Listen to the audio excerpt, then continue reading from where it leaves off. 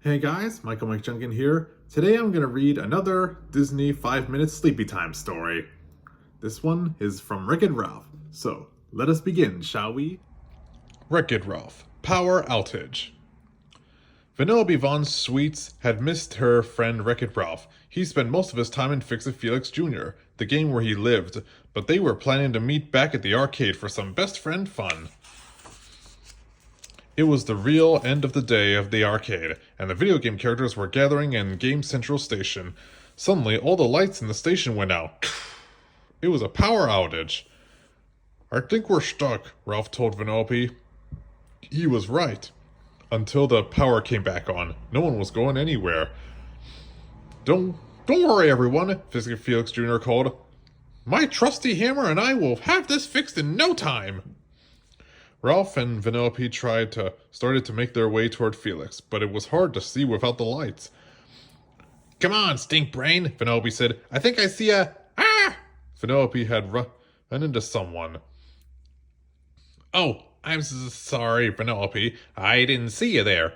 It was Gene, the nice Lander mare from the Fix-It Felix Jr. game. Or the opposite of nice, as we know he seemed to be. Do you think the power will be out for a long time? He asked. "I hope so," Vanellope said. "This is fun." Vanellope started bouncing excitedly, but she stopped when she saw how nervous Gene was. "What's wrong?" Vanellope asked him. "The truth is," Gene said, "the idea of spending the night away from home scares me." Just then Felix ran past with his hammer. "Felix, tap Gene with your hammer," Ralph suggested. "Maybe then he won't be scared anymore." Felix hit Gene lightly with his hammer. It was supposed to fix anything. The friends waited and waited, but nothing happened. Gene was still scared. "Sorry, Gene," Felix said sadly. "I guess there are just some things my hammer can't fix." Vanellope and Ralph knew they needed to find a way to distract Gene until Felix could get the power back on. "Are you thinking what I'm thinking, kid?" Ralph whispered to Vanellope. "Absolutely," Vanellope said. "Party! Come on, everyone! We're going to have a slumber party!" "Wait, what? No!" Ralph said. He had definitely not been thinking about throwing a party. "Trust me, big guy," Vanellope said, putting Ralph on the back. "I know what I'm doing." Then she climbed onto Ralph's shoulders and yelled, "Now let's have some fun!"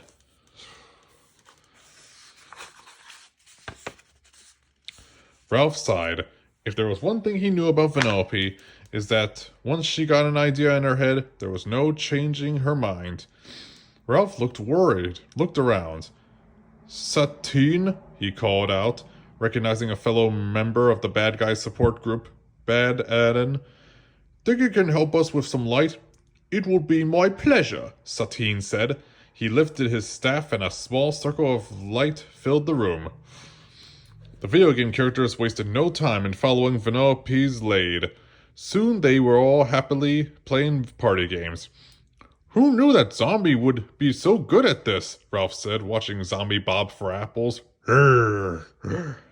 But Gene wasn't paying any attention to Ralph. He was too busy wishing he was safe in his own bed. "Come on, Gene," Ralph said, pushing his friend towards a limo line. "You should give it a try." Gene took a deep breath and limboed under the pole. He could really bend. How's it going, Felix?" Ralph called to his friend. Ralph looked around. Where was Felix? "Up here, Ralph!" Felix called from within one of the ceiling vents high above Ralph. "Can't talk now. I think I'm getting close." Gene was having fun, but he was still worried. Vanellope needed another idea. "It's time for charades!" she cried. "Gene, you keep time. Ralph, you're up first." "I don't know about this," Ralph and Gene said at the same time. Gene thought that he'd be too scared to keep time. And Ralph didn't think he'd be very good at charades, but Vanellope wouldn't take no for an answer. "Rooster? No. Ice cream? No. Giraffe? No. I got it. Lollipop?" "Time's up," Gene yelled. "It's Cybug. I was trying to be a Cybug," Ralph exclaimed.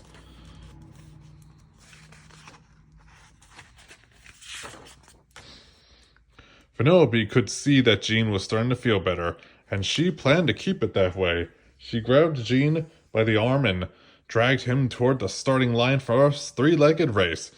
Jean glanced at Penelope's fellow Sugar Rush racers. They looked tough. Penelope, maybe this isn't a bad idea. Maybe this isn't a good idea, he said. Come on, Jean, we have to beat Taffeta and Candlehead, Penelope replied as she tied her leg to Jean's. Penelope was very competitive and she wasn't going to lose this race. Before Jean could say another word, Sourbill waved the starting flag, and the racers were off. Taffeta and Candlehead quickly took the lead, with Windchill and Duncan from the Donut Police close behind. Penelope, Jean cried as he tried to keep up with her. Slow down! You slow down! You lose! Penelope said. Come on, Jean, you can do it! Penelope pulled Jean along as fast as she could. But they are still in third place. Suddenly, one of the racers tripped. Everyone went flying, except for Penelope and Jean. They raced into the lead and across the finish line in the first place. Penelope's show jumped up and down. She was so excited they had won the race. You did it, Jean, Ralph said, lifting Jean onto his shoulders. I did it! I did it! Jean cheered loudly. Well, we won, but you were great! Jean was so proud of himself he had gotten over his fear, and had so much fun doing it. He knew he couldn't have done it without the help of his friends, Ralph and Penelope. And look, you made it through the night, Ralph said. And he was right. The sun came out, and suddenly with a bang, Game Central Station lit up. Felix had fixed the power. I never thought that I would make it through a whole night away from home, Jean said. But now that I have, I guess it's not so scary after all. Thanks, guys. Of course, buddy, Ralph said. What are friends for? The end.